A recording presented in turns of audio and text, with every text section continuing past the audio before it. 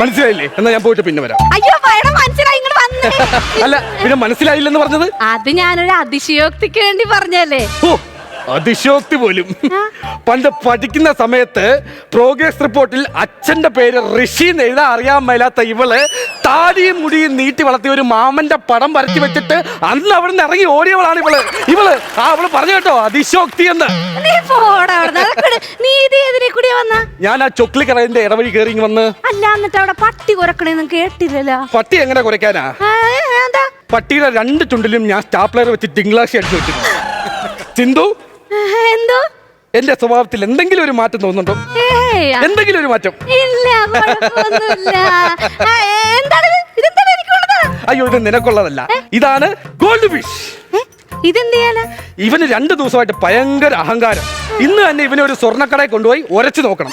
ഇവന്റെ ദേഹത്ത് ഒരു തരി പൊന്നില്ലെങ്കിൽ ഇവൻ നാളെ മുതൽ ചെമ്പ് ഫിഷ്. അഹങ്കാരി. എന്റെ പെരുമാറ്റത്തിൽ എന്തെങ്കിലും ഒരു മാറ്റം തോന്നുന്നുണ്ടോ? എന്തെങ്കിലും തോന്നാൻ വഴിയില്ലല്ലോ, കാരണം ഞാനൊരു ബുദ്ധിജീവിയല്ലേ.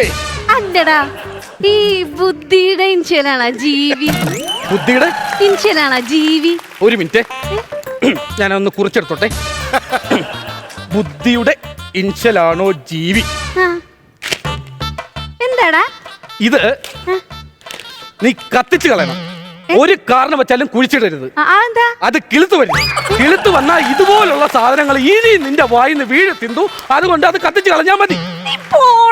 കളിയാക്കല് എന്തായാലും വന്ന് നിനക്ക് വന്നപ്പോ നിന്റെ ഭാര്യനെ കൂടി ഇങ്ങോട്ട് കൊണ്ടുവരാൻ പാടില്ല. ഞാൻ കാവില് തൊഴാൻ വന്നതല്ല, നോവൽ എഴുതാൻ വന്നതാണ്. അതുകൊണ്ട് അവളെ കൊണ്ടുവരേണ്ട ഒരു ആവശ്യമില്ല. അവൾ ഇങ്ങനെയുള്ള സ്ഥലങ്ങളിലൊന്നും വരാറില്ല. അവള് കൂടുതലും തണുപ്പുള്ള സ്ഥലങ്ങളിലാണ് വരാറ്. അപ്പൊ നീ അവളെ ഊട്ടിയിലും കൊടൈക്കനാലും മൂന്നാറൊക്കെ കൊണ്ടുപോയല്ലേ? ഇല്ല, അവളെ ഞാൻ ഫ്രിഡ്ജിന്റെ അകത്ത് കയറ്റി അടച്ചങ്ങ്. സിന്ധു, ഇപ്പൊ എന്റെ പെരുമാറ്റത്തിൽ എന്തെങ്കിലും ഒരു മാറ്റം തോന്നില്ല? എന്തെങ്കിലും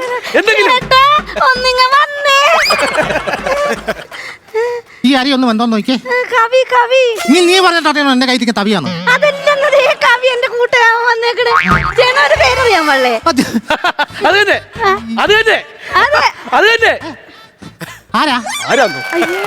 ഞാൻ അരീക്കൽ ഹരി. വന്നവരുടെ പോവാണോ? പറഞ്ഞു. അയ്യോ, ഞാൻ എന്റെ ഒരു പറഞ്ഞു തുടങ്ങട്ടെ കൂട്ടുകാരെ. എന്താ ഇത്? അതെ, നിങ്ങൾ ഇവിടെ ചിരിച്ചോണ്ട് സംസാരിക്കേ, ഞാൻ ചായ എടുത്തിട്ട് വരാം. അയ്യോ, പറഞ്ഞ വീട്ടിൽ തെറ്റിപ്പോയി. നിങ്ങൾ ഇവിടെ സംസാരിച്ചോണ്ടിരിക്കും, ഞാൻ ചായ എടുത്തിട്ട് വരാം. മിസ്റ്റർ പുഴുക്കലരി. പച്ചരിയോ? ഗോതമ്പരി. എന്റെ പൊന്നെ, അരീക്കൽ ഹരി. അരീക്കൽ ഹരി. എനിക്കറിയാം ഇങ്ങനെയുള്ള സാഹചര്യത്തിൽ ഇതുണ്ടെന്ന്. എടുത്തോ. സിന്ധു, പുള്ളിക്ക് പുട്ടാ ഇഷ്ടോന്നേ.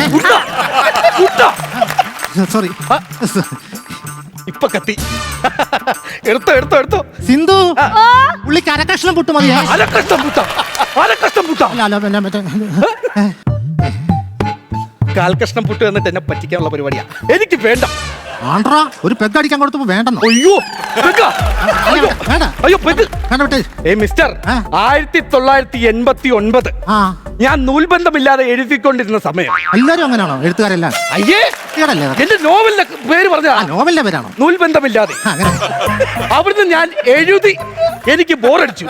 ഞാൻ അവിടുന്ന് നേരെ കോട്ടയം ബസ് സ്റ്റാൻഡിൽ ചെന്ന് ഒരു കാലിച്ചായം കുടിച്ച് അവിടുത്തെ കസേരയിൽ ഇങ്ങനെ ഇരിക്കാനായിട്ട്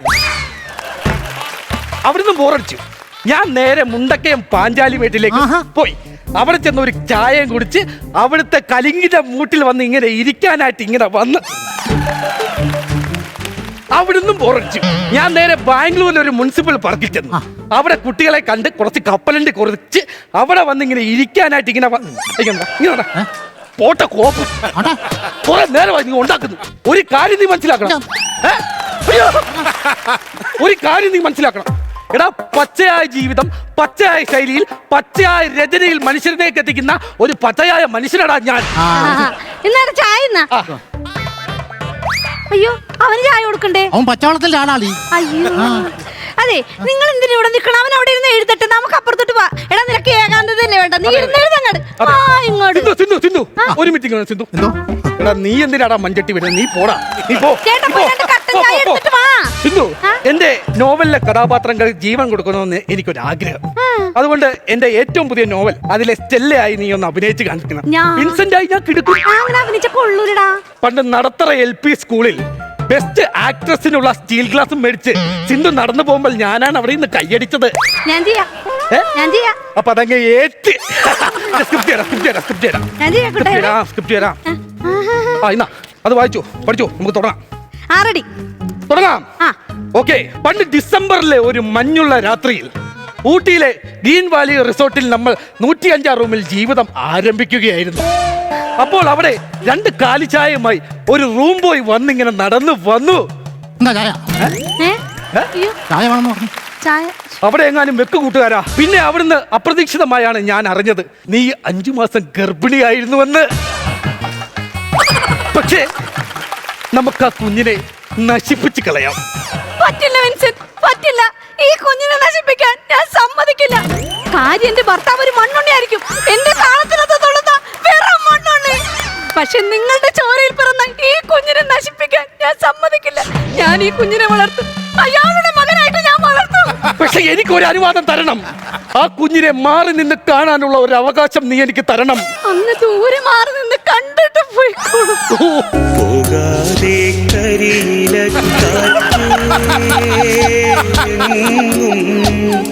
പോകാതെ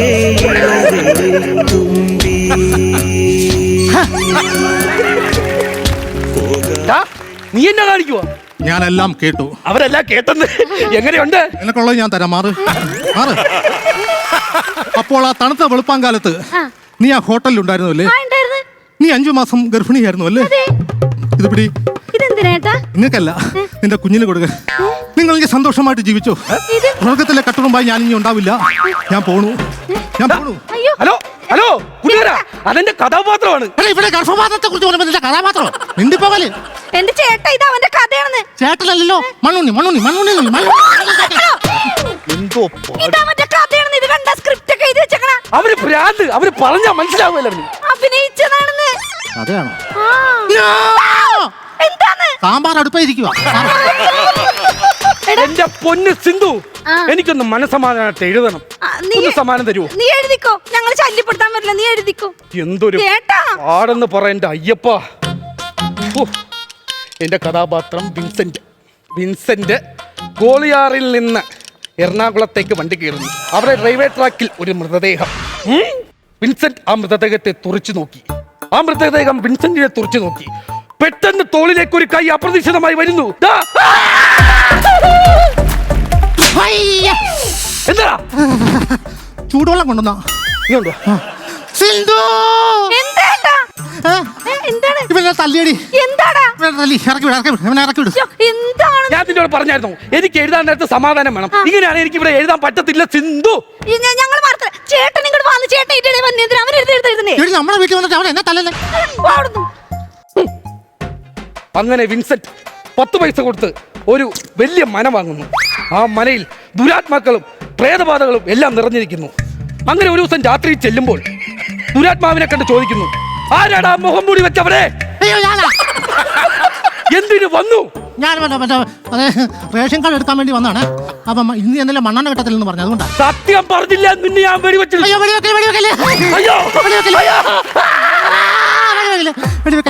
ആ ഹെൽമെറ്റ് ഒന്ന് ഊരിക്ക്. ഹെൽമെറ്റ് ഊരിക്ക്. അയ്യോ, ഊരുണ്ടായിരുന്നു. അതെ. എന്താ ചേട്ടാ? അവനെല്ലാം വീണ്ടും തല്ലി. എന്തിനാണ് ചേട്ടനെ പിടിച്ചിട്ട് ഇങ്ങനെ തല്ലുന്നത്? ഇനി ഞാനിവിടെ നിൽക്കത്തില്ല. എനിക്ക് സമാധാനമില്ല. ഇവൻ എന്നെ എഴുതാൻ സമ്മതിക്കുന്നില്ല. അയ്യോ, പക്ഷെ നിന്നെ ഞാൻ ജീവിക്കാൻ പറ്റത്തില്ല. എന്റെ ഫാമിലി ഗ്രൂപ്പിലും വാട്സ്ആപ്പ് ഗ്രൂപ്പിലും നിന്നെ പറ്റി ഞാൻ കുശുമ്പും കുഞ്ഞായ്മ പറയും. ഗ്രൂപ്പിലൊക്കെ പറഞ്ഞു നാണം എടുത്തും ചേട്ടാ. അവൻ ഇവിടെ ഇരുന്ന് എഴുതട്ടെ. അപ്പൊ നമ്മൾ എന്ത് ചെയ്യും? അവൻ എഴുതിക്കോട്ടെ. നമുക്ക് എങ്ങാടേലും പോകാം. എവിടെ പോകാന്ന്? എങ്ങാടേലും പോകാന്ന്. ഒരു കാര്യം, അതെ, ഞാൻ മറ്റേ ലോഡ്ജിന്റെ റൂം ചെക്കൗട്ട് ചെയ്തായിരുന്നോ? ഞാൻ ചെക്കൗട്ട് ചെയ്തില്ല. അപ്പൊ അതിന്റെ താക്കോലുണ്ടോ കയ്യില്? തരാലോ. ആ, നീ ഞങ്ങൾ കുറച്ച് നാളെ ലോഡ്ജിൽ കാണും. നീ ഇവിടെ ഇറങ്ങി എഴുതിയിട്ട് അങ്ങ് സമാധാനത്തിന് പോയാൽ മതി. കേട്ടല്ലോ? സമാധാനായിട്ട് എനിക്ക് അയ്യ, അടിച്ചല്ലേ? അടിച്ചടിച്ച്. എടാ, നീ ഏതൊരു കഥ എഴുതണേന്ന് പറഞ്ഞില്ലായിരുന്നോ? ഈ പുതിയ കഥയുടെ പേരെന്തായിരുന്നു? ദുരന്തം വന്ന വഴിയിൽ.